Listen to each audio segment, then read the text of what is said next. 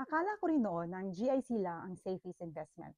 Pero alam mo ba mga moms, may paraan para mas mabilis na mago ang pera natin at maging smart investor tayo. Bakit laging GIC ang sinasabi ng bangko?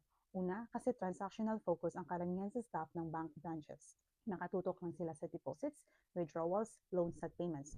Pangalawa, limited ang lisensya ng staff ng bangko. Hindi lahat ay licensed financial advisor, kaya automatic safe bet lang ang GIC kahit mabagal ang paglago ng pera. GIC ay safe, pero kung gusto mo talagang palaguin ang pera mo ng mas mabilis, kailangan mong malaman ang iba pang options. At ito ang pwede nating pag-aralan at i-invest beyond GIC. Una, yung stocks at ETFs. Mas mataas ang potential return sa long term. Pangalawa, mutual funds. Pinapamahalaan ng experts kaya diversified at structured ang growth.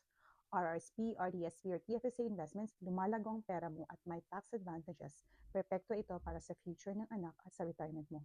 Kaya mga moms, sabi nga nila, ang susi ng successful investing ay malinaw mong alam ang goals mo, risk tolerance mo, at time horizon mo. Hindi basta-basta susumunod sa default advice ng bangko. At syempre, itag mo na yung kaibigan o kapamilya mo na kailangan din marinig ito